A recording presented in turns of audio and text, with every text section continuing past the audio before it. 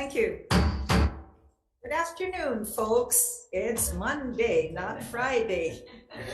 Welcome to the 1 p.m. Water and Land hearing today, Monday, March 13th, 2023. We're here in room 229.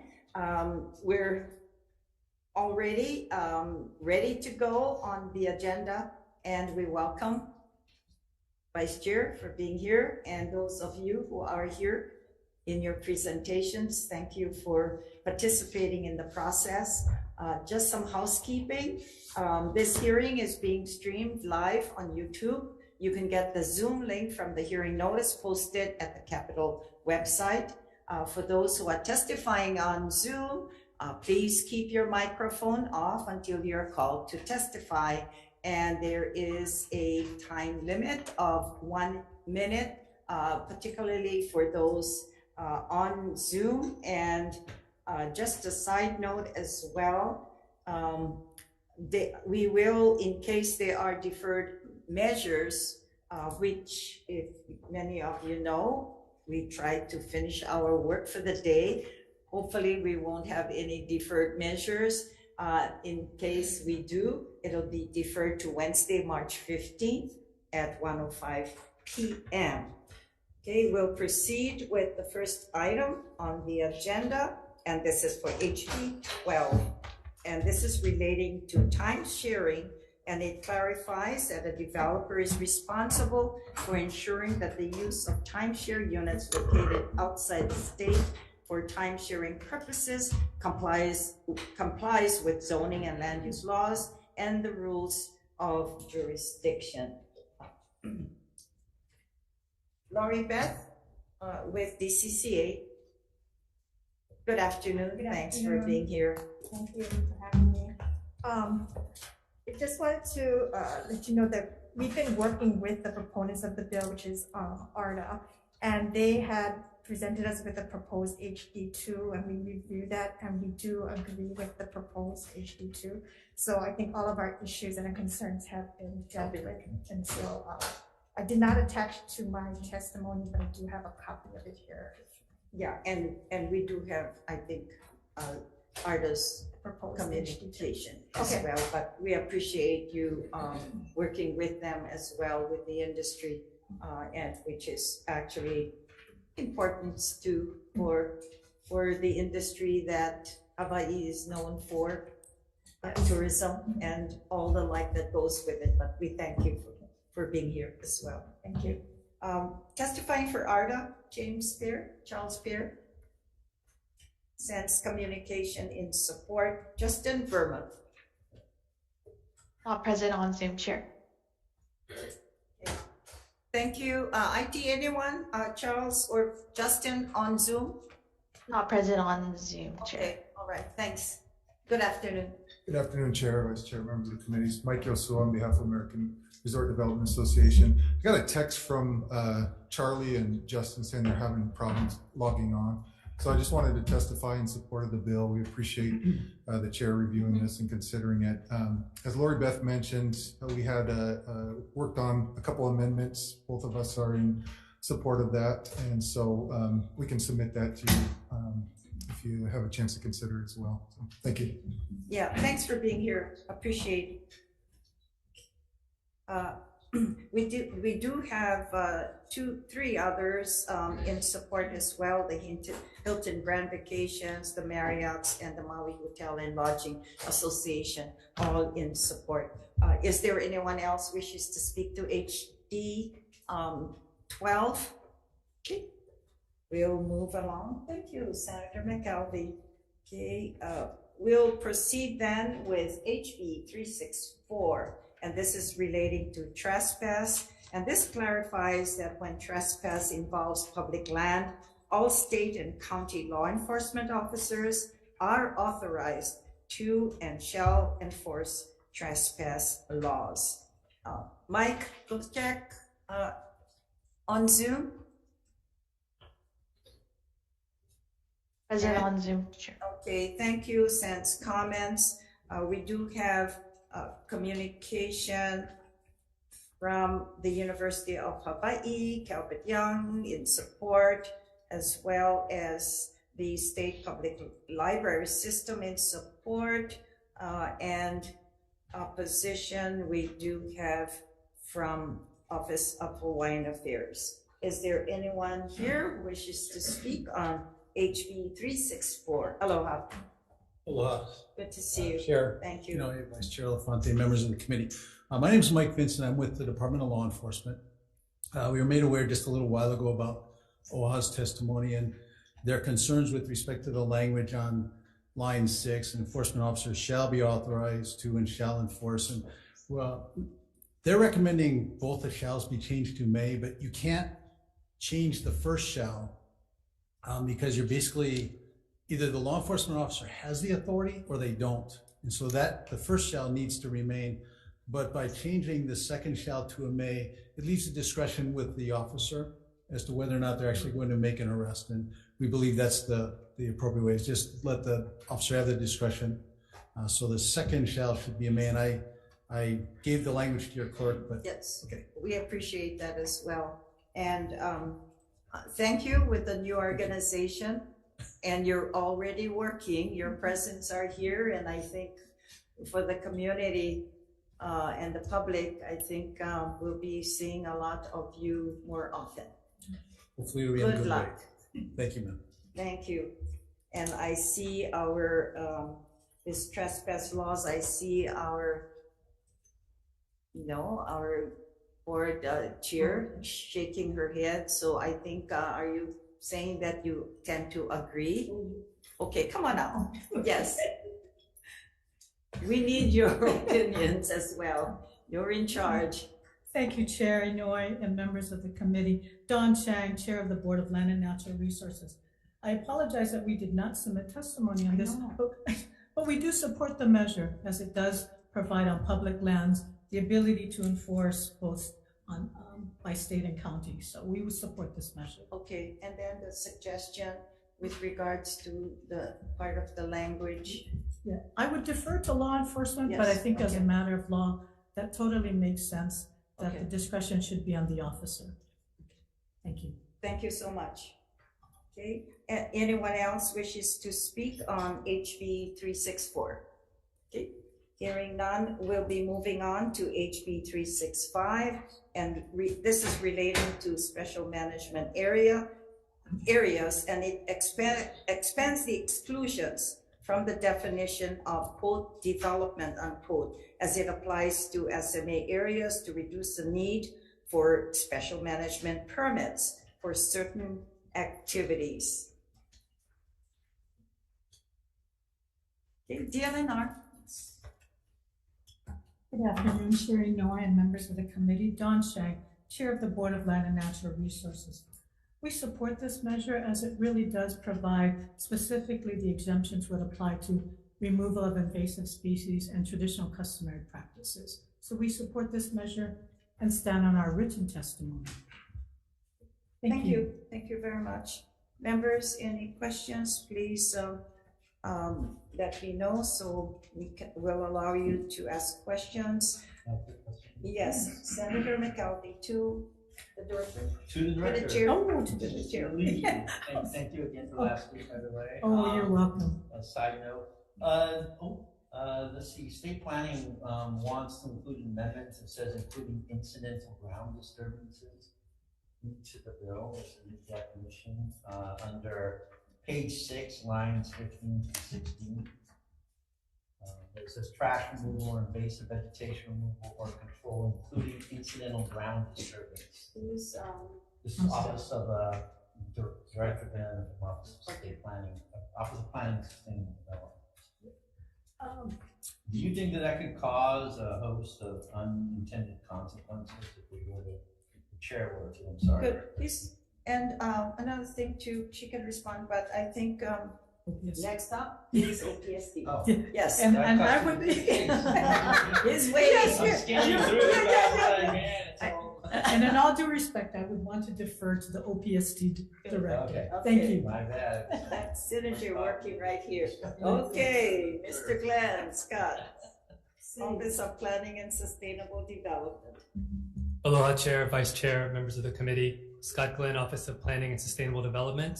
We submitted testimony in support. We believe these actions do not have environmental adverse impacts, that these are actually beneficial to the environment and are good for improving our management of these areas. We do have a request for an amendment to include this language for incidental ground disturbance related to trash removal and invasive vegetation control removal. Senator, if I may go ahead and offer a comment to your question. Sure. Proceed. Thank you. We see this language as helping with removing stumps, roots, and things that are primarily about removing the invasive species, and you need to be able to disturb the ground to some degree. We don't see the language as opening the door, say, to grubbing and grading or other types of activities that would have potential adverse environmental impact, if that helps answer your question. Because, I mean, wouldn't that automatically fall under the original language of the bill? You're removing vegetation, that would be the stump, the roots. My concern is, and I think it's an echo to another issue with Office of Hawaiian Affairs, is you're now ground disturbances where there could be an impact to archaeology and other types of things, you know, or perhaps new ecosystems. That's why I asked directly. Sure, and certainly with respect to cultural artifacts, we would in turn defer back to DLNR as the lead for that aspect of our resource management. Sure. Again, Don Chang, Director of the Board of Land and Natural Resources. My bad. No, that's It's okay. been a while. IT is warning us. Okay. And I think Senator McKelvey, in answer to your question, I would assume that in these instances, they would be, if iwi kupuna are disturbed, immediately they would stop. And we would have the regulations under Chapter 6E. So all activity would stop. They'd have to consult with State Historic Preservation Division. There would possibly be a cordoned off area to do any further work. So I think that there are some internal safeguards within the existing law, should any of that happen. And I think that would be, and how would I say, a way in which to permit, for example, invasive species to be removed. But I also think that we would be very cautious in areas, for example, where there's sand. I think a lot of our removal of invasive species are probably in our forestry lands, unlikely to find burials. But if it is in nearshore waters where there may be iwi kupuna, I think even SHPD would want to be cautious. What about native plants and other types of things with ground disturbance language in there? Yeah, I mean, I'm hoping that we are going to have people who are skilled, who are removing these invasive species, are not removing native plants. And the opportunity is, by the removal of the invasive species, we can then let native plants move on. Yeah. And though the goal is, I share the goal, I'm just Yeah. worried about this inclusion of this language that's Yeah. been put in. It seems to be covered under the example you gave me, which is why I asked Okay. for it. Okay, Chair, thank you for Okay. indulging me. Yeah, no, No Thank you. problem. thank you. That's Thank you. why we're all here. Thanks, Chair. Okay. IT, do we have Thorne Abbott? You do. Thank you, Chair. And you're testifying for coastal planners. Proceed. Yes, my name's Thorne Abbott with Coastal Planners. Thank you, Chair, Vice Chair, and esteemed committee members for the opportunity to testify on this important matter. I fully support the amendments with one crucial change. On HRS 205A-22, under the excluded uses, the very first one says construction or reconstruction of a single-family residence that is less than 7,500 square feet of floor area. And I strongly recommend that you add, and would not be impacted by coastal hazards, i.e., and would not be impacted by coastal hazards during the structure's projected lifespan, semicolon, and is not part of a larger development. And the reason why is right now there's an incentive for shoreline property owners to, if they want to build even a 600 square foot ohana, they have to go through a planning commission meeting, a public meeting. So there's an incentive for them to build the largest house they possibly can build. If they're going to go through the whole process of public review, they're going to propose big houses. The second issue is it shifts the burden of proof from the applicant proving to the planner that they're going to build out of harm's way and they're not going to build a monster house, it shifts that burden to the government to prove that at a public hearing. So I really encourage you to HRS 205A-22, the first of the excluded uses, construction of a single family home that's less than 7,500 square foot. If you can also show that you're going to be out of harm's way, that should be an excluded use. That should be a carrot and stick used by the regulatory agencies to incentivize people to locate out of harm's way.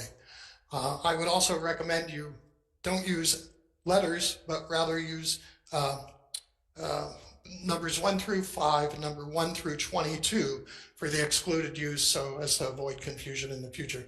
Mahalo for your time, and I'm here to answer any questions you may have. Thank you. Thorne, why don't you just hang on there, and Scott, any comments with regards to his testimony? Or do you need him to explain? Chair, thank you, and Mr. Abbott, thank you as well. We saw the testimony. We're still digesting it. Okay. So, All right. but we're happy to have dialogue with Mr. Abbott about it. Okay. Thank you. Thank you, Mr. Abbott. Mahalo nui loa. Thank you. Okay, we've had 4 more support received by the committee from Department of Planning, Permitting, County of Maui, and also this is the Mayor's Office on Maui, Maui County Council, and the MPO of Maui in support. Anyone else sitting here wishes to speak to HB 365? Okay, going once, going twice, we'll say aloha to that measure. Let's move on to HB 670, and this is House Draft 2, and this is relating to the Land Use Commission. It specifies that a simple majority of affirmative votes from the members serving on the Land Use Commission is required for any boundary amendment. LUC, Dan? Thank you, Chair. Thank you, Chair, Vice Chair, members of the committee. We stand on our written testimony with comments. Okay, members, any questions of LUC? Okay, Senator McKelvey. You say you're not opposed to the HD2, so you support the HD2? Yeah, in actuality, this is a measure that, I mean, we're not opposed to. See, I guess that's better to put it. We're not necessarily in support. We actually don't feel that it's necessary. Most of our votes are unanimous, or at the very most, 1 out of 9 will vote no. So this is, you know, this is. So your simple majority rests with your number 9. So you'll always have an opportunity to have a quorum. Yeah, that well. In a sense. Okay, so technically, we can hold a hearing with 5 under current law. To approve a district boundary amendment right now, just a district boundary amendment, not a special permit or a declaratory ruling. Excuse me. To approve a district boundary amendment and an IAL designation, you need a supermajority, which is 6. Mm-hmm. But we usually don't vote that way. Our commissioners are very good at gathering evidence. One of our former commissioners is sitting right here, and she can attest to the fact that we do some very in-depth reviews. So usually the decision is fairly unanimous. So in essence, what you're saying, this measure is not necessary. That is correct, Chair. Okay. Senate version drew a lot of fires. That's fine. Okay, that's why we didn't pass it. Okay. Thanks, Dan. Hawai'i Realtors, Lindsay Garcia. In person requested, sends communication in support. Grassroots Institute did Kefalis, okay, sends comments. And Office of Hawaiian Affairs in opposition. Okay, anyone here wishes to speak on HB 670? Okay, we're moving along. Okay, HB 1200, and this is relating to the Conservation and Resources Enforcement Program. And this requires DLNR to establish an unmanned aircraft systems program. It authorizes the Conservation and Resources Enforcement Offices, or DOCARE as we know, to use unmanned aircraft systems. Okay, DLNR. Good afternoon, Chair Inouye and members of the committee. Don Shang, Chair of the Board of Land and Natural Resources. We support this measure and we stand on our written testimony. Okay, let's see, I see DOCARE. Here, Chair, if you don't mind us calling him. Yes, please. I was just curious in reading this because I think it came to a point where I saw that the reporting period would, once you're in place, it's report to the legislature. But why 2027? I couldn't understand why that's in the bill. And the reporting period. So unless they were looking at I think it did say biennial. Yes. So if we're looking at this year, so our biennium is 2023-24, the next one is 25-26. So the reporting to the legislature would then occur in 2027. And I said, you know what? We're getting the unmanned, we're getting drones, and we want reports, and we want public to know what's going on, or you know, what's the delay, where we are, because I think actually for your division and chair, for us in the state, I thought we were doing it already. But anyway, this is something that the division needs, and I'm happy that we're moving along at this point in time. But I was just wondering why, and maybe it's just the introducer of this measure decided to delay this, but I think we should, if you don't mind, what's the plans? If you've got all the resources, you got the monies, then where are we? So, good afternoon, Chair, members of the committee, Jason Redula, Enforcement Chief for DOCARE. So I think a potential reasonable timeline would be, if this measure were to pass and we receive the funds in the next fiscal year, we initially asked, and the HD1 does provide us a 2-year window to establish the program. So, we're looking at 2023 right now. We're looking at a 2025 deadline to establish the program. Okay. And then I think it would be reasonable for us to provide you folks with a report at least annually. Sure. I think would be something that we would not object to. Yeah, and for this committee, I'm always open for informational briefings as well, and we like to do that, but that's not in statute. But I think having something, maybe staff, either in the committee report or that we have an annual briefing, but I still, that date bothers me, so maybe we'll just delete it or something like that. Senator, I think if I look at the bill, Yeah. it says no later than January 1st, 2027. So I think they contemplated it could be earlier. And I suspect maybe one of the reasons could be because we have to do this by administrative rules. So rulemaking is probably going to take us about 2 years. Yeah, and that's why I Yeah. asked, Yeah, so, what's the next step once you get your resources Right. and the plan, so the rulemaking as well. But we've had a phone call from a young man who is now with, what, Brad, is the title of his company? Skydeal. And is that a government or a private company? Private sector. Oh, private sector.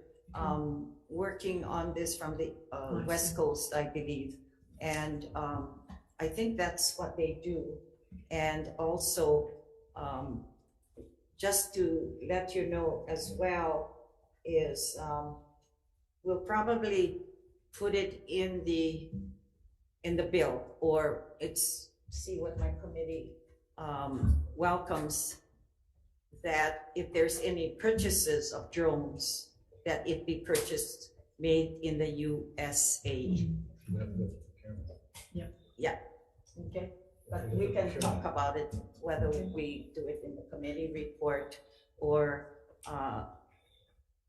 anyway. Sure. I understand there's some issues with drones and foreign countries, yes. Yeah. Yes, Senator Elafante. Yeah, thank you, Madam Chair. So, in reading your testimony, your requested funding would be $275,000 Yes. to start up the program. Yes. Okay. Yeah. Thank you. Thank you. Yes, Senator McKelvin. That's a lot of drones, $275,000. I mean, that's a lot of drones because they're relatively inexpensive. Support the bill. Obviously, we have one of these at Honolulu Bay. That's been useful. That being said, doesn't the FAA require certain training for drone operators, like having a pilot's license? And so, how would DoCare officers be able to operate these if they don't have the requisite pilot's license to operate drones? That's a great question, Senator. With the funding that we're asking for, we broke down the funding into several components. About $100,000 would go towards the actual purchase and procurement of the aircraft itself. And then another $100,000 would be towards the training and certification of DoCare officers who would pilot these aircraft systems. So more than likely what we would do is we would procure those services from a training provider. And then that training provider would train us to the standards required by the federal government. I think you have to have a pilot's license, like an FAR 130, Part 135 pilot's license to operate them. So you're going to get pilot's licenses for the DoCare officers?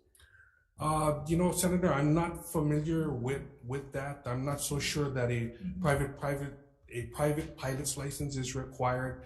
But we do intend to use the funds that we're requesting towards the training and certification to make sure it's legit. Well, obviously, yeah, but I just remember because there's professional drone operators in my island that are they're pilots, and they said in order to fly the drones, they had to have a pilot's license, and so that's why I brought that question up. But if you guys think you can do it under FAA, you know, the FAA will certify it without one, then by all means. But I just bring it up now with the bills moving to the Senate. And Thank you, Jason. Appreciate I'm it. sure once this is happening in the agency, like we already talked about the creating rules, I think everything else will be upon you, the needs as well. And we won't know. Yeah. So out of curiosity, this is to purchase an aircraft. How are you doing coverages for neighbor islands? Or does that one aircraft zoom all the way down to the neighbor islands or to Kauai and to Big Island? So eventually, maybe, probably coverages will be asked going forward for resources. Yes, Chair. I think, you know, conceptually with the funding that we're requesting initially, that $100,000 that we would apply towards the purchase of the aircraft itself is something that we would try to procure at least one UAS aircraft for each district within a branch. So for example, the island of Kauai has 2 districts. We would try to purchase 2 aircraft for the island of Kauai. Okay. And that's kind of why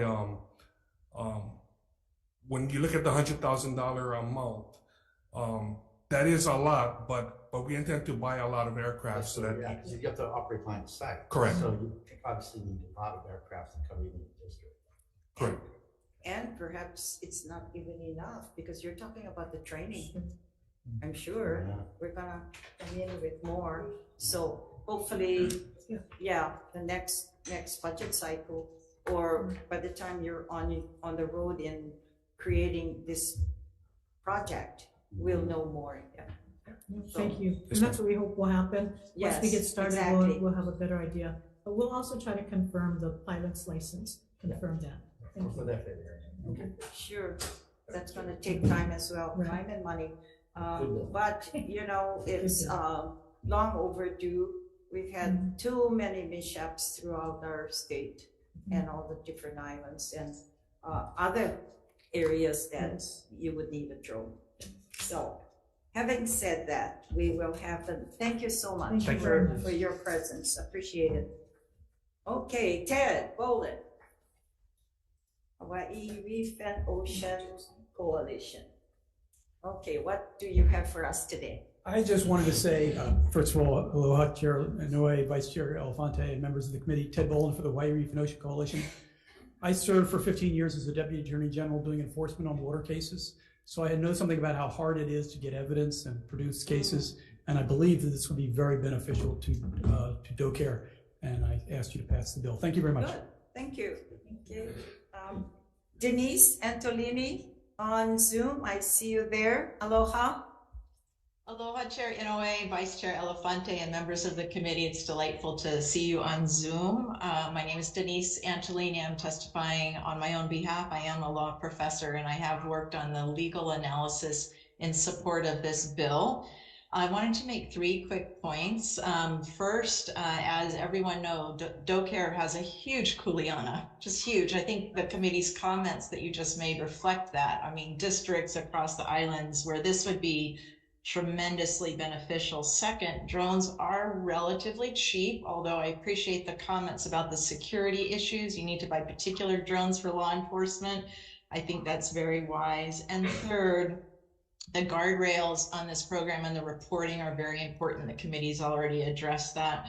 And Senator McKelvey, you're absolutely right. Drones would have been really helpful for the Nakoa incident. You can imagine how helpful they will be as this program moves forward. So great appreciation to all the committee's support, comments, and to DoCare and to DLNR Chair Chang. Yeah, and just to add, we've had many of those incidences in the west side of our island as well, particularly in Kona over the years. Okay, thank you, Denise. We've also received 8 other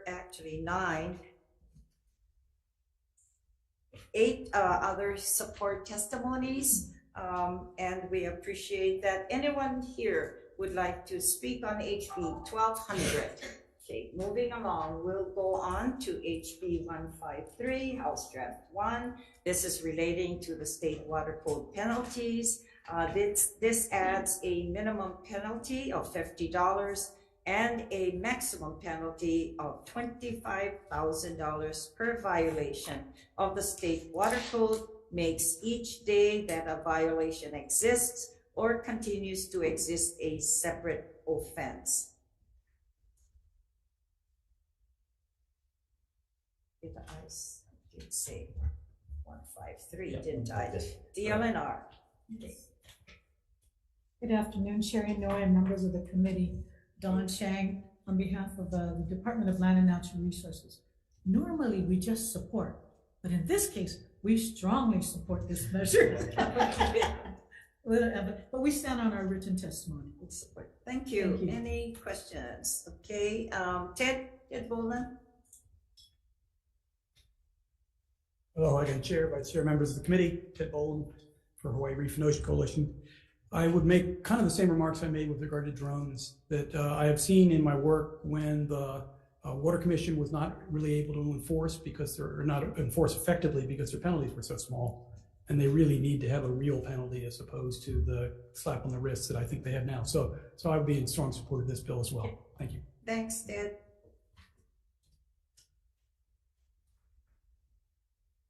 Okay, anyone else wishes to speak on HB 153?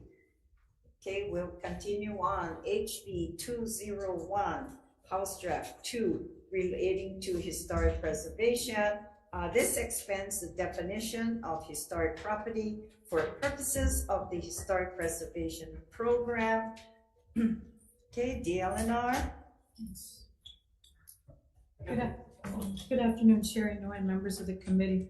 Don Chang on behalf of the Department of Land and Natural Resources. We do support this measure with an amendment, and we would stand on our written testimony. Okay. Thank you very much. Yes, thank you. We received that as well. Thank you so much.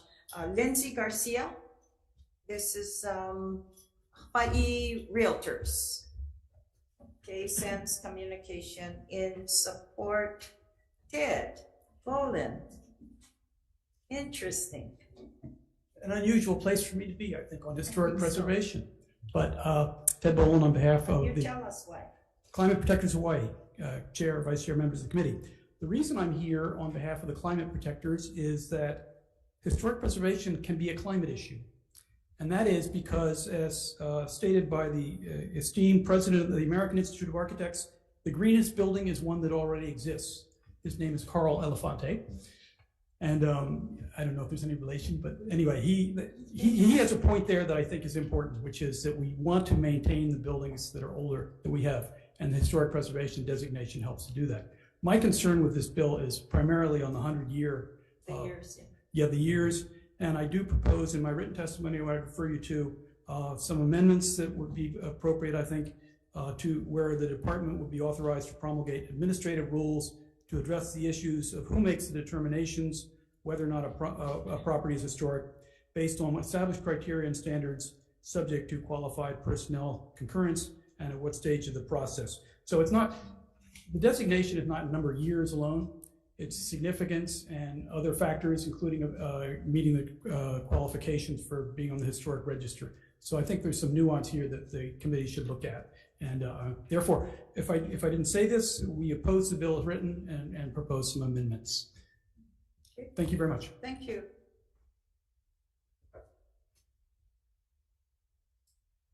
We've received 2 communications in support, another in opposition, and this comes from the Historic Hawai'i Foundation. Okay, members, any questions you'd like to ask on this bill? Hearing none.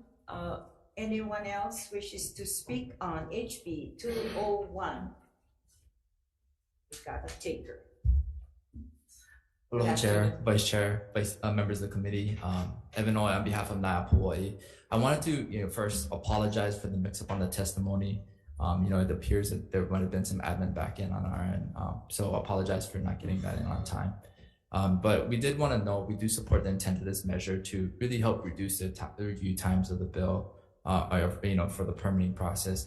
However, we do want to note some of our concerns with the current language as drafted. The amendment does cast a broad net as to, effectively might nullify the intent of the measure and in resolving the current backlog of permits.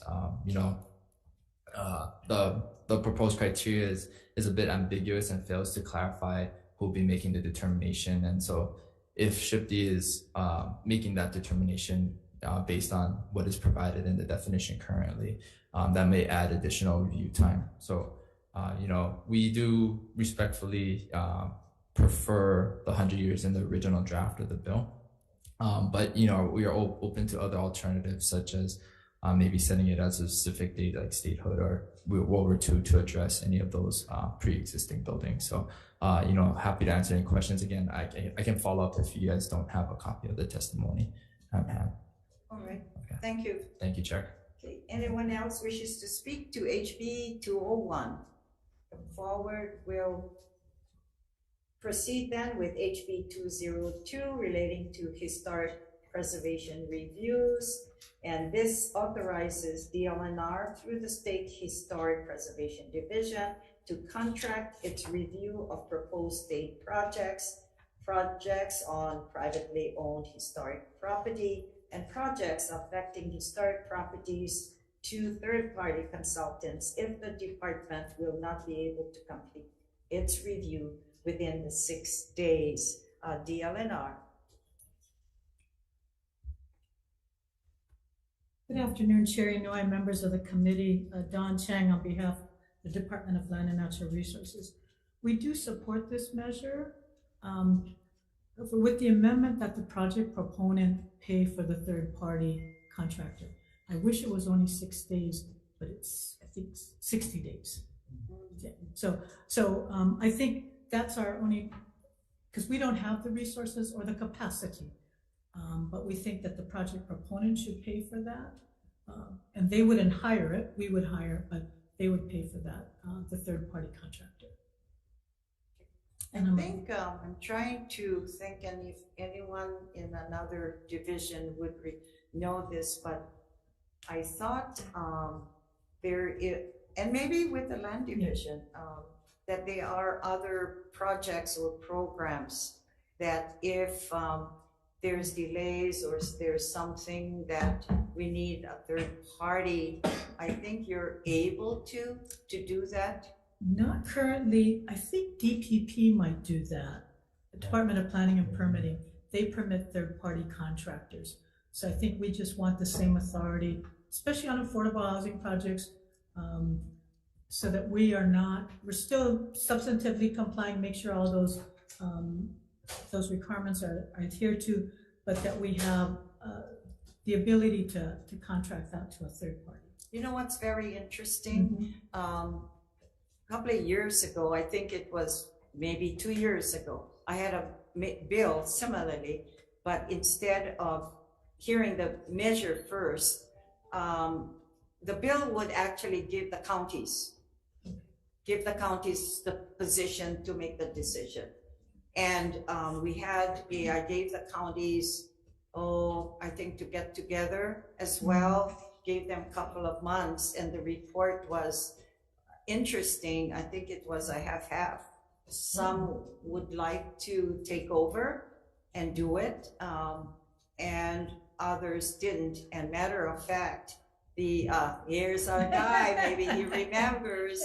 And anyway, what was interesting is the new DPP director on the county side was the chair of that group to get everybody together. And I think DPP was the one that didn't want it, or I don't know. But anyway, I did a search already, but the counties didn't want it. So, director. Yeah. So, Alan Downer, the administrator of State Historic Preservation Fund. You are correct, Senator. The counties opposed assuming this responsibility for themselves. Yeah. And I guess I'd also like to comment that with DPP's authority to do third-party review, the third-party reviewers are paid by the project proponent. Sure.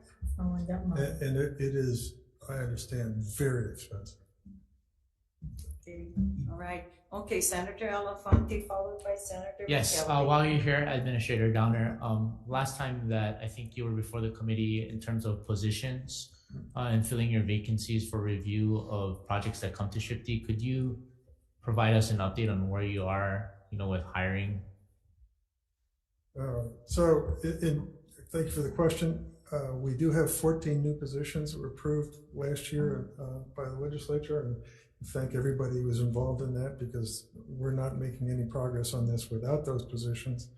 We have been told that those positions have been released by the governor's office. I don't believe we've actually seen the paperwork yet on that. Yeah. I don't know if you have. Yeah, I don't. Maybe later on when you Yeah. follow up and Yes. send the response Right. to the chair, and we'll circulate it Very as good. well. We'll follow Thank you. Good news. Oh, absolutely. Well, you Absolutely. worked hard over the years, but I'm glad we were able Yes. to provide the Thank you. resources to you, to the agency, such an important, yeah. Yes, no, thank you very Thank you. much. Okay, Thank you. good job.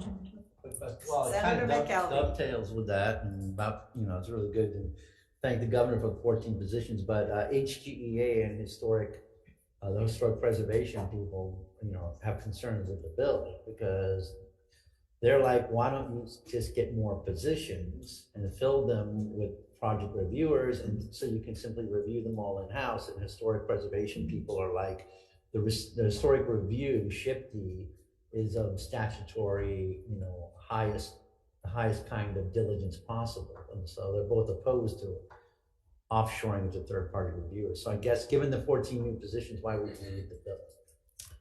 We don't probably. Well, this is a very good question. You've put me on the spot here. I'll be honest and say, when we requested those positions, we might have may have been too optimistic. We may need more, but in this, would view this as sort of a stopgap, and because even if the paperwork comes in tomorrow, it will take us months to recruit and then months to train. So I mean, there will be a lag, and then time gap, I guess. There'll be a sunset on this then, so that you guys can train up and then get asked for more positions in this budget cycle. I mean, I don't think there's any reason why there couldn't be a sunset. And I guess, Senator, I would want to add to that. I think I just was told by Alan this morning, they review 2,700 permits a year. And so part of it is this third party would help us address the current situation, but it's all that backlog. So we still need the capacity. And I think as we move forward, if we don't need to do the third parties, if we're able to, because we're only going to use the third party contractors if we cannot fulfill those. So I think by its nature of the creation of this bill, we would only have the ability to go to third party contractors if SHPD could not review and take action on the permit request within the time period. So if we can do it, if we've got sufficient capacity, we shouldn't have to go out to third party contractors. And that's why we gave you the positions, and as we move along, we'll see how it goes years to come. What about the archaeologists' positions? Because that was is that part of the 14 or that's yes. plus? No, that is archaeologists, that architectural was historians. Yeah. So it runs the gamut of our positions. So archaeologists, architectural historians, burial site specialists, so that and all of those people are needed to support the project review process. Good. We're moving along, and that doesn't prohibit you from even telling the developers, you know what, then you want your permit soon, so why don't you go get the third party on your own expense? Or pay us to hire one. To hire. Yep. Yeah, maybe that's the And probably that will be cheaper. That might be. We don't know. Well, it would also eliminate the appearance of a conflict of interest if we're contracting rather than the developer. So that's what we're asking, is that we be able to hire, but the project proponent pay for the third party contract. Okay. Steph, can you remember to put that in the committee report? Thank you so or much. Somewhere. Good. Very Good. good. I'm glad we're moving. I know the backlog. We've been to his office, Yes. and we saw all the paperwork. But you have also been very generous, and we've greatly appreciated the Thank you. senators received. Thanks, thank you, Dr. Dunn. Okay. We do have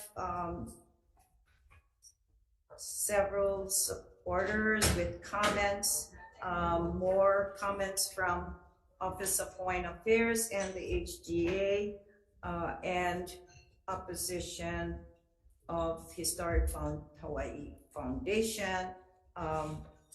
Is there anyone else wishes to speak to HB 202? Okay, thanks for continuing to remain here. Yeah. Thank you, Chair, Vice Chair. Apologies again for the testimony, but we do support the intent of this measure. We do appreciate DL and are taking a look at this and really trying to address the backlog of reviews that are ongoing. We do prefer that the review for third-party consultants be a requirement rather than discretionary after the 60 days, just to help expedite that process. But we do understand, the department's positions, and I think as well as the comments made in regards to payment of by the proponent. I think that's something we'd be open to as well. So, appreciate it and available for any questions. Okay, why don't you stand in your position representing who again? Nayapoi. Okay. Yeah. Thank you so much. Thank you. Okay, anyone else wishes to speak to HB 202? Hearing none, I will move on to HB 361, and this is relating to the Green Jobs Youth Corps.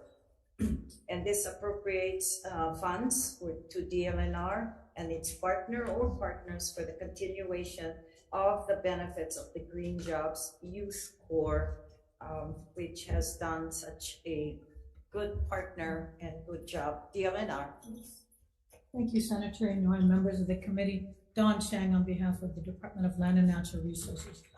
We greatly, we support this measure. We've had a good partner with Kupu, and we would stand on our written testimony.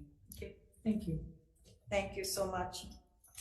Mark Lake, State Energy Office, are you on Zoom? Oh, we got a representative. You're not Mark Lake. I am not Yes. Mark Lake. There is only one, and I am not he. Yes, there's no clone. I'm Claudia Ratcook. I am the Public Affairs Officer of the Hawaii State Energy Office. Chair, Vice Chair, thank you for the opportunity to testify. We too strongly support this measure, and we stand on our testimony. Happy to answer questions. Good. Thank you. Thank you so much for your presence. Okay. Josh Wish, how are you? Thanks for your patience today. Oh, not at all. Good to see you, Chair, Vice Chair, too. committee members. Josh Wish on behalf of Holamua Collaborative, and will stand on our testimony in strong support of the bill. Okay. Thank you. They do just a good job. John Leong, okay. You're probably got a lot of support. So, and of course, you're here, John. Thank you. Aloha, Chair. This is Kavika Riley, Vice for Kupu, testifying in John's place. On behalf of Kupu, we did submit written testimony in strong support. We love this bill. We are grateful to you, Chair Inouye, for introducing the Senate version of HB 361 as HB 87, and we appreciate the committee's support in passing that Senate version in February. We wanted to let you know we're available if you have any questions about this bill. We've been honored to partner with DLNR in administering this wonderful program. The version of HB 361 in front of you is identical in content to the version of HB 87 that the committee passed on February 15th. And with that, just really, again, appreciate this bill being heard, and we're available for any questions. Mahalo. Okay, thank you very much. Members, we have received 12 support communications. Anyone here wishes to speak to HB 361? Okay, we'll proceed then with HB 908 relating to the Land Conservation Fund, and this amends the maximum amount of conveyance tax revenues allocate the Land Conservation Fund. Okay, DLNR. Good afternoon, Chair Inouye, members of the committee. We strongly support this bill. We are asking that our maximum amount be increased to 9.8 million, and we stand on our written testimony. Okay. Thank you. So I assume this is sort of increasing a ceiling or something? Yes. But they don't use the word the ceiling, so yeah, I guess it's just it's the amount that we get from the I'm trying to blank. Conveyance tax. Yeah. So and currently we're paying so raising the ceiling would permit us to make more funds available. Oh, there we go. Okay, good. We got the expert. Yeah. Aloha. Good, Can you aloha, state, everyone. State your name. Thank you. David Penn, Program Specialist with DLNR for the Lucas Land Conservation Program. This bill started out as a request to increase the revenue from the Land Conservation Fund. We get $5.1 million a year, or 10% of conveyance tax revenue statewide, whichever is less. And that's the lowest that it's ever been in the last 18 years of the program. Okay, how much was it? 5.1. Currently, it's 10% or 5.1 million currently in this statute. 5.1, and we're increasing it to 9.9. Right. We have a budget request that's separate for a ceiling increase, which essentially matches this revenue amount. So without this raise in revenue, we won't be able to spend, excuse me, in years coming up, we won't be able to spend more than about $3 or $4 million on our grant program for land acquisition. And that is not enough to meet the need and the recommendations that come out of our Legacy Land Conservation Commission. Do we know where we are though with the conveyance tax? Because the conveyance tax, there's many fingers that likes the monies, right? Yes. So, yeah, it goes here, it goes there. So do we know the impact right now? Well, the If we're impact is, increasing and taking out of the conveyance tax? well, the impact, if it's a straight 10%, there was 118 million in conveyance tax collected in previous year. So we would have So got it's sitting there.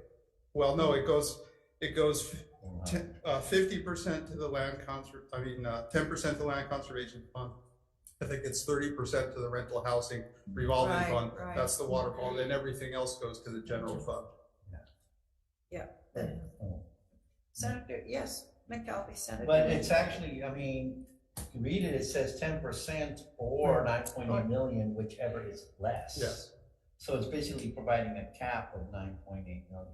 Yes. But it's more than what you get now under the, so it'd be roughly where it would end up if this bill were to pass. So you get 5 million now, right?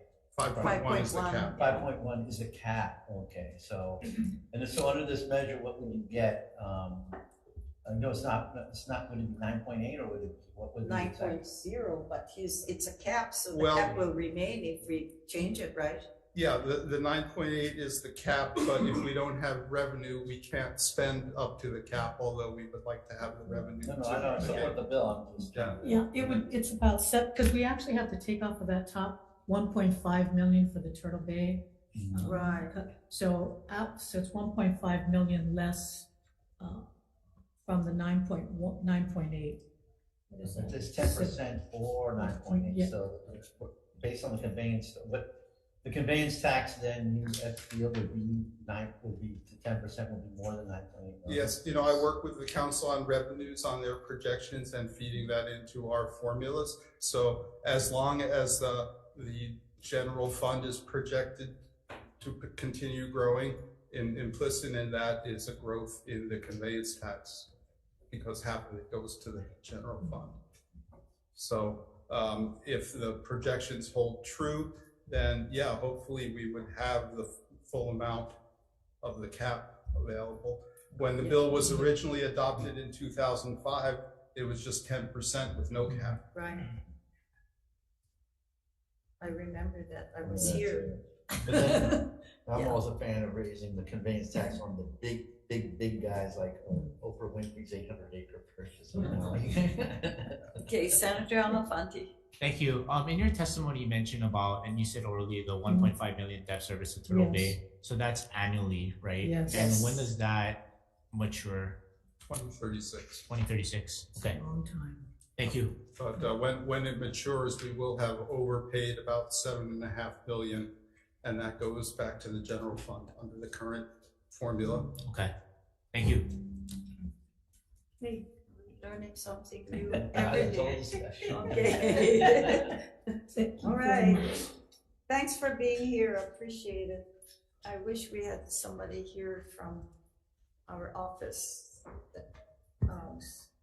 so we have an idea where we are. Yeah, maybe we'll later you can share. Sure. Yeah, just check with the agency and have them forward the committee a report on where everything is. Okay, thank you. Anyone else wishes to speak on, let's see, we're on HB 908. Lindsay Garcia sends communication, sends comments.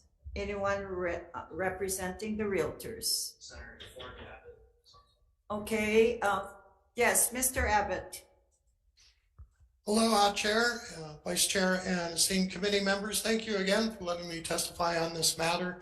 As a past chair and past co-chair and commissioner of the Legacy Land Conservation Program, I strongly support raising the ceiling of this program. There were many projects. These are willing landowners that want to take ecologically significant, culturally sensitive sites and put them in either conservation easements or outright sell them to the state of Hawaii to protect them in perpetuity. So they are not developed into houses or other non-appropriate uses. So these are willing landowners, and we don't have the funds to cover all the requests that are made each year during the time I was there. In fact, there were quite a few times we had to turn down very, very good projects that were vetted by 9 subject matter experts before they were recommended to the Board of Land and Natural Resources. So I strongly encourage you to support raising the ceiling of this. Thank you very much. Thank you very much. We've also received 6 other support communications on this measure. Anyone else wishes to speak to HB 908? Okay, hearing none, we'll proceed with HB 953, and this is relating to the Department of Land and Natural Resources, and this requires DLNR to develop and publish a website that includes the application processes for a permit, license, or reservations needed to conduct recreational and commercial activities in the state that are regulated by or under the jurisdiction of the department. DLNR. Good afternoon, Sherry Noy and members of the committee, Don Chang, on behalf of the Department of Land and Natural Resources. We support this measure and stand on our written testimony, but are available to answer any questions. Okay, this is an admin bill, yeah? Is this an Yes. admin bill? Okay. This way. Yeah, I think it is. All right, DBED. Thank you for your patience as well. Yes, good afternoon. Good afternoon, Chair, Vice Chair, and members of the committee. Georgia Skinner, Head of Creative Industries Division, here on behalf of Chris Ariasu, our Director. We did offer comments and are committed to work with DLNR to make sure that we integrate both referrals on both of our websites, because we do have an online film permit system coming up. So we look forward to working with them. Thank you. Good, thank you. Okay, we have communications in support of 953 as well. Any other persons wish to speak to 953? Okay, we'll move along, and we're getting there. HB 1183, House Draft 1, and this is relating to state parks. This exempts parking lot operations at state parks and operation of concessions at certain state parks from the bidding requirements for concessions operating on public property. DLNR. Good afternoon, Sherry Noy and members of the committee, Don Chang, on behalf of the Department of Land and Natural Resources. This is one we really strongly support. This would permit us to negotiate some of these stewardship, these concessions with those who are actually stewarding. In particular, Hawai'i State Park would permit us to negotiate with the Huimaka Ainana o Makana. So we were already doing it then? No, so they're on a revocable permit because we're unable to negotiate. So we would like to be able to negotiate with them a long-term lease without going to public auction. Okay, So and, like an exemption. this you can use for any parks? Yes, we could use for So any parks. desired. Yes, where we're getting partnerships. So yes, this is a really critical tool when we say we're stewarding with our communities, but it allows us to negotiate a longer term lease with those who are willing to steward with us. Okay, and these are, just a refresher, the bill does say a particular site, so only parking lots. Come on up. Yeah. Yeah. Good afternoon, Chair, Vice Chair, Yes. members. Alan Carpenter, Assistant Administrator with State Parks. Yes, while we only have one of these agreements in place now, the intent, of course, is to expand that opportunity to other places. Kealakekua Bay comes to mind, kind of Point Oahu, even places like Polihale, which you wouldn't think would need the management, but they do, and they have nonprofit partners who would be willing to stand up. So in the case of Ha'ena, we actually have an EIS and a master plan that envisioned this, but if the paradigm was so novel that it was ahead of the legislation. So we simply, we were ready to do it and planning on doing it for years. And in fact, the Hui there has been a partner with us working for free for over 2 decades. So they were the perfect ones to step up and become co-managers on site. But we need this change in the law to allow them to do it. But also, as you said, to expand it throughout the state park system where warranted. So I have just just a comment or maybe a concern. Because this is a non-bidding, right? So what about liability to the state for anything or any actions that may occur? So would an agreement be made, hopefully, that they would exempt the state from any liability that occurs, you know, with whatever they do? Yeah, that just kind of came to mind. Sure. That's a fair question. I think both our for-profit partners, and in this case, the nonprofit partners, have the same, they exempt us from liability, and they're also, they have to cover us for insurance, right? Okay, so you're looking at probably using this tool, exempting from the bidding process, but you're also, are you saying that you only allow the nonprofits? No, they would be required to comply with all of our standard terms and conditions. But the nonprofits usually are those that addresses the liability. Right, they would be required to do that. So it would just permit us to not have to go out to public bid, but to negotiate. But they would be required to comply with all the same conditions that we would have on any standard lease. Okay, whether it's nonprofit or somebody who wants to work and, you know, have a good food truck that got all these delicious food out there. But it's good to have accommodations because some of our parks are way out in the boonies, and I'm sure some are waiting, they're hungry or waiting for a place to buy a hot dog or something, whatever, and ice cream maybe. But okay, that's just a concern that I raise about, just make sure that, you know, we're at least there's some you know, signing off on making sure that the liabilities are addressed. Fair question. I mean, the Attorney General's office would review. Now, this is really to exempt our parking reservations. So it's the parking. That's what this would be exempt from. Oh, okay. Oh, taking over. This could affect the all. One second. Senator, yes, Elefante, then Senator McKelvey. I share the same concerns as Madam Chair, you know, in terms of liability, but you did mention about how the community and the nonprofit in particular at Hawai'i was sort of ahead. So would you apply that same logic and principle to the other example, the other state park, you know, and having to, I think you said an EIS, right, doing a plan. So would that factor into your decision on how you expand the program for not having to go to public bid? Good point. I don't think all parks would be eligible or they're desirable for us to have this sort of situation.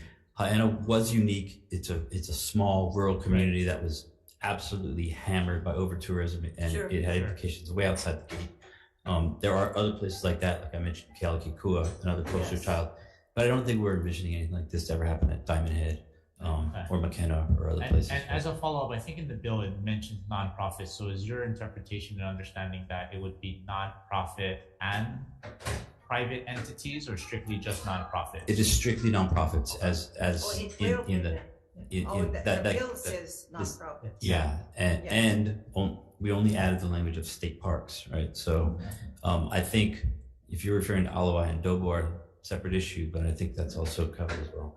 That completes my questions. Thank you, Madam Chair. Yeah, okay. Senator McKelvey. Thank you, Madam Chair. So, no, I mean, we've seen this bill before. And what Dobor was trying to do with DLNR was trying to do the same thing. And first of all, I got concern of trying to exempt it from the procurement code for public bidding. What's wrong with using the public bidding process to have the nonprofits submit bids to the department, of which then the best value is chosen? It's not simply the lowest cost, but the best value. What's so wrong with using the procurement code? For us, it's not as much about money anymore. We're making a lot of solid revenue from all of our for-profit ones. It's about better visitor management, higher quality experience. And in the case of the Hawai'i one, which everyone has looked to as this new paradigm and great example, they've created 35 jobs. Yeah, but Hawai'i is a unique model. I guess my whole thing is, why in an RFP, you could specify the parameters you talked about. Why would you need an exemption from the procurement code to do this? If we did it via the RFP process, we wouldn't. You are correct. And it is possible that we could win Because the in RFP that process is type of there so competitive that process. the state, the people get the best value. So that all these nonprofits are given notice and can compete fairly, and not just one that may know about it or the department approaches. And I know Hyanna, again, I'm gonna backtrack, is a specific, unique location, so I could see why my good friend from North Kauai, she put the original bill in for that. But it's a general rule of thumb, shouldn't the department be embracing an RFP process to get the best value from all of the competing nonprofits? And I think, just to build upon what Alan is talking about, I mean, these are very unique. It says environmentally, culturally, historically, or unique, or operationally unique. So I think we're looking for those people that are willing, that are stewarding with us, who are currently actually have a connection to that area, have a cultural connection to that area. So this is kind of a unique circumstance where we're trying to encourage those entities that are already stewarding. So we're sort of coming in after the fact, creating this reservation system. But I think it's a way to honor those nonprofits that are actually doing a lot of the work. But this doesn't mean that we're gonna exempt all of our state parks, only those that have a very unique management scheme or community that's already willing to steward. And it's like Alan said, I mean, quite frankly, this community has been doing it for free for many years. So, I mean, this is really an attempt to recognize what they're doing, partnering with us, as well as they also provide for us a better self-enforcement, as these are people who live in the community, who are getting jobs in that community. So there's a lot of benefit. And I think for us, highest and best use doesn't always have to be monetary, so right? That's It can be, it can be value. Because they created a mechanism that was so unique, because of the impacts that they were experiencing, but also it became a community effort. And that's I've been there to see them in action, and it was just unbelievable. It was tough at the beginning, but then it became, it actually created what we're talking about now. It created a model. Right. Now, it also offers an opportunity. I can think of one. Well, we got two big attractions on Big Island, Akaka Falls and our Hapuna Beach. And so, particularly I can see Akaka Falls, the need for something out there, because it's so far away, from, I mean, you're going through the nearest town, but also that, it's a day that most of the visitors, I guess, I assume would go there after the lunch hour and after that, or even before. But it's a long walk going around the falls area. I can see we have a nice, good partnership there, because if you remember, I think we've had some problems in the parking lots. So when you have a stationary, endeavor right there, it kind of gets rid of all the things that has been occurring when the police were called and stuff like that. So I think there's some areas I think will benefit. Right. It's also an economic opportunity for the community. Exactly. Thank you. Okay. Any further discussions? I just would like to just throw out there that it's too bad it couldn't be expanded beyond state parks, because there's areas which are not in the state park systems which have the same visitor impacts, and there are community groups ready that could step in and create a Hyanna type model to manage those areas. So hopefully, as the bill moves along, that consideration can be taken out of the department. And that might be with the green bill, the visitor impact bill, where we are expanding beyond just state parks, but looking, so there may be, again, opportunities. I think we're taking a position at DLNR, we cannot steward all these lands ourselves. So to the extent we can develop partnerships, we can explore those with trails. So no, thank you.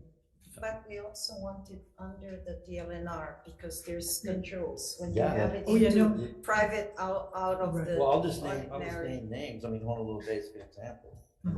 These bills don't travel in the back. Yeah. They travel together. So as this bill moves with the other bills, that Sure. this can be kept in mind, linking together. It's creating Agreed. jobs and creating revenue Right. as well. We do have one opposition on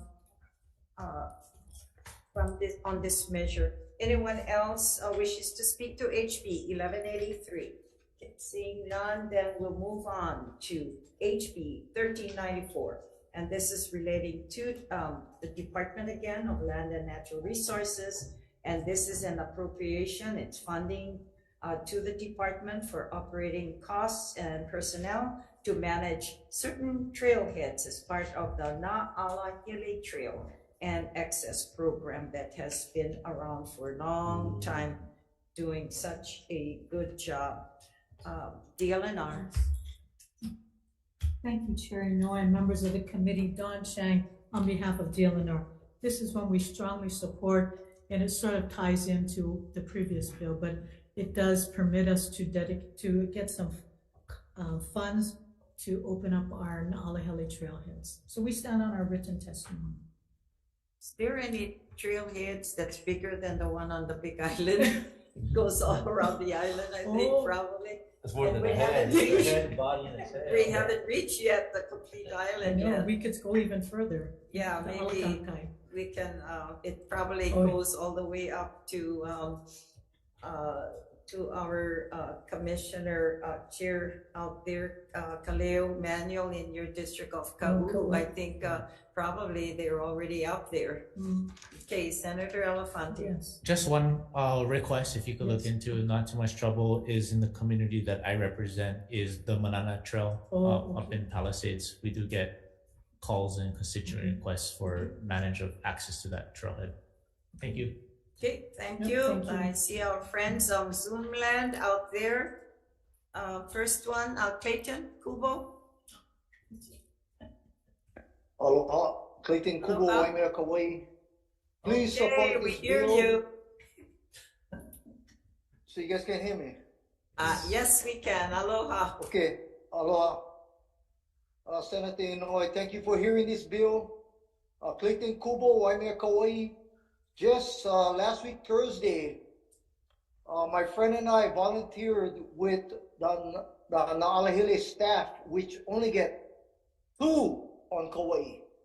So please move this bill out, because we need more funds, more positions open.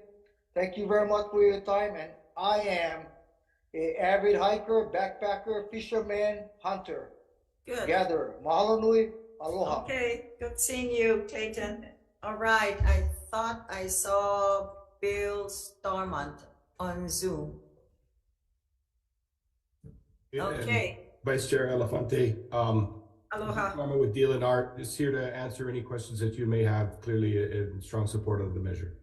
Okay, thank you very much. We do have comments in from HTA, Support Communications, to about 9 other individuals. Is anyone else wishes to speak to HB 1394? Okay, hearing none. Members, this concludes the agenda items. We'll go into decision making. I think we'll make it. All right, thank you.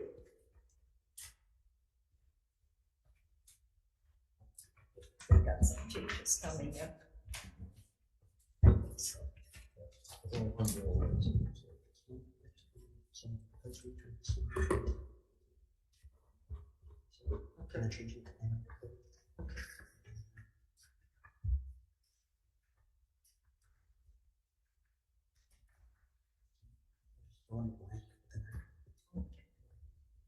Good. Okay, the Committee on Water and Land. Okay, thanks Senator Chang for your busy schedule to be here with us for voting. Then we'll continue with decision making on the bills before the Committee on Water and Land. HB 12, House Draft 1. Chair's recommendation on this measure We'll adopt the DCCA's amendment to require the developer to provide a statement that they have verified that the use of the properties is in compliance with the out-of-state jurisdictions, zoning and land use regulations, and finds the proposal acceptable. And this is relating to time sharing. Okay, any discussion? Hearing none, Vice Chair for the vote. Chair goes aye. Okay, Chair's recommendation is to pass HB 12 HD1 with amendments. Chair votes aye, Vice Chair votes aye. Senator Chang. Aye. Senator McKelvey. Yes. Senator Favela is excused. Madam Chair, your recommendation is adopted. Okay, thank you. HB 364, this is relating to trespass. Much discussion on this. Thanks for the contributions of testifiers. Will pass with amendments. However, on page 1, line 6, we'll only replace the second shall with may.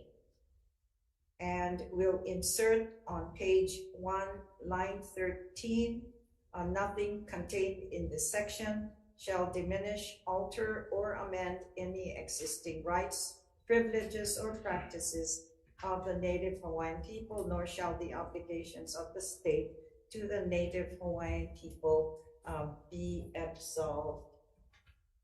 Okay, any discussion? Hearing none, Vice Chair for the vote. And I assume that we did, this is in compliance with the recommendation from the new agency as well. Okay, thank you. Vice Chair for the vote. Chair goes aye with amendments. Okay, Chair's recommendation is to pass HB 364 with amendments of the 4 members present. Are there any no votes? Any votes with reservations? Hearing none, Madam Chair, your recommendation is adopted. Okay, thank you. HB 365, this is relating to the SMA areas. We'll adopt OPSD's amendment to insert on page lines 15 to 16, quote, including incidental ground disturbances. And there were some discussions with regards to the questions whether we need the measure or not. Any discussions? I'd like to hear from you. Okay. No. All right. Okay, hearing none, then Vice Chair for the vote on HB 365 with amendments. Okay, Chair's recommendation is to pass HB 365 HD1 with amendments of the 4 members present. Are there any no votes? Any votes with reservations? Hearing none, Madam Chair, your recommendation is adopted. Okay, thank you. HB 670, House Draft 2, relating to the Land Use Commission. Will pass with the amendments. We'll insert from the Senate version, SD1, which was SB 937, SD1 will use that language, clarifying that a simple majority of affirmative votes of the members of the LUC present at a meeting and qualified to vote is required for any boundary amendment, and also reducing the number of days to decide on district boundary amendments to 120 days. Any discussion? Chair? Senator yes. No, just, no, I appreciate you working on this measure. However, I'm gonna have some concerns, so I'm just gonna go WR for that. Okay, thank you. The vote is welcome. Vice Chair for the vote. Chair goes aye. Chair's recommendation is to pass HB 670 HD2 with amendments, noting the reservations from Senator McKelvey. Are there any other reservations? Any other no votes? Madam Chair, recommendation is adopted. Okay, thank you. HB 1200, 1200, House Draft 1, relating to the Conservation and Resources Enforcement Program. Okay, I like this bill. Anyway, we'll pass with these amendments. Okay. We'll insert on page 5, line 3, adding to subsection E. That would be 1. The department may not purchase, operate, or otherwise acquire or use an unmade aircraft system manufactured or assembled by a covered foreign entity unless waived no state funds, including funds awarded through a contract, grant, or cooperative agreement, or otherwise made available, may be used by the department in connection with such UAS, or that's the waiver. The chairperson of the department may waive this requirement on a case-by-case basis to the extent necessary for counter UAS activities, criminal investigative purposes, or exigent circumstances. Second, the term covered foreign entity, unquote, as determined by the department means an entity A included on the consolidated screening list or entity list as designated by the United States Secretary of Commerce. B, domiciled in the People's Republic of China or the Russian Federation. C, Dajiang Innovations. And D, subject to influence and control by the government of the People's Republic of China or by the Russian Federation. Or E, is a subsidiary or affiliate of an entity described in subparagraphs A through D. And on page 4, line 9, replace the 2027 with 2026 and require annual reporting to the legislature. Having said that, any discussions? Hearing none, Vice Chair for the vote. Chair goes aye. Chair's recommendation is to pass HB 1200 HD1 with amendments of the 4 members present. Are there any no votes? Any votes with reservations? Hearing none, Madam Chair, your recommendation is adopted. Thank you. HB 153 relating to state water code penalties. Chair's recommendation will pass the amendments and will adopt DLNR's amendment by increasing the maximum penalty to $60,000. Any discussion?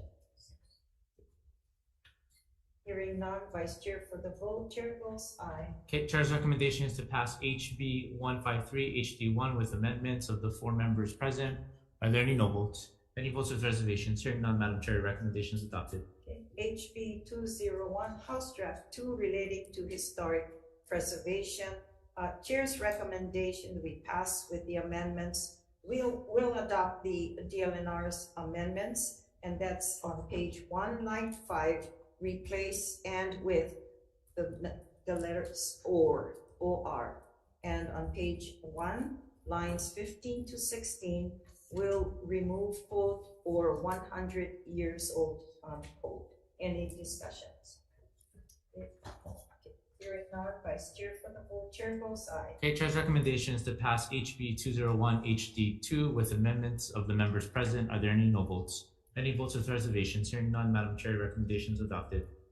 Okay, on HB 202, House Draft 2 relating to the historic preservation reviews. Chair would like to defer this measure indefinitely. Any discussion? Hearing none, Vice Chair for, this is a defer. Vice Chair for deferral. Yes, don't change your vote. Okay, don't change your recommendation. All right, HB 361 relating to the Green Jobs Youth Corps. Chair's recommendation is to pass this measure as is.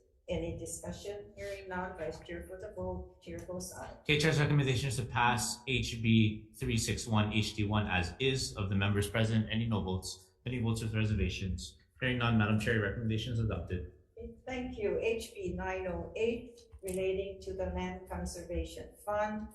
Chair's recommendation is to pass with the amendments. We'll insert the $9,800,000 on page 1, line 8. Okay, any discussions? Sorry. No, we're including the number, the 948. Is it in the bill? No. Any further discussions? I don't think so. It's not in the bill. Yes, it's not in the bill. It's blank. Okay. Yeah. Thanks, Ryan. Okay. On line 8. Okay, further discussions? Hearing none. Chair recommendation then is to pass with amendments. Chair votes aye. Okay, Chair's recommendation is to pass HB 908 HD2 with amendments of the members present. Are there any no votes? Any votes with reservations? Hearing none, Madam Chair, recommendation is adopted. Thank you. HB 953, House Draft 1, relating to DLNR.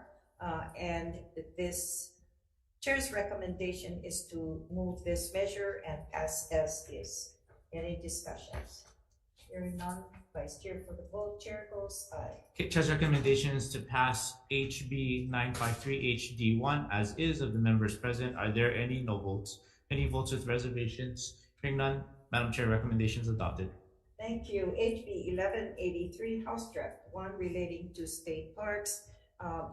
Chair's recommendation, we pass with amendments, just adopting technical, non-substantive amendments. Okay, any discussion? Chair. Yes, Senator Alafante. Thank you. I appreciate the hard work for those at Hawai'i State Park and the nonprofit, and also the lead introducers and co-sponsors, my colleagues in the House. However, in hearing some of the concerns raised from the procurement code, in that sense, as it pertains to this measure, I'll be voting in support, however, with reservations. That's fine as well. Same here, Chair. Okay, we'll go with the votes then Chair's recommendation on HB 1183 House Draft 1 is to adopt technical non-substantive amendments. Okay, Chair goes aye. Okay, Chair's recommendation is to pass HB 1183 House Draft 1 with amendments of the members present. Are there any no votes? And noting the votes of reservations from Senator McKelvey and your Vice Chair, Madam Chair, the recommendation is adopted. Okay, thank you. HB 1394 relating to DLNR. Chair's recommendation on the Na'alahili program is to pass this measure as is. Any discussions? Hearing none, Vice Chair for the vote. Chair votes aye. Okay, Chair's recommendation is to pass HB 1394 HD1 as is of the members present. Any no votes? Any votes with reservations? Hearing none, Madam Chair, recommendation is adopted. Okay, thank you. We made it on time. Half an hour. All right. Thank you, folks. This concludes the Committee on Water and Land on its March 13th agenda.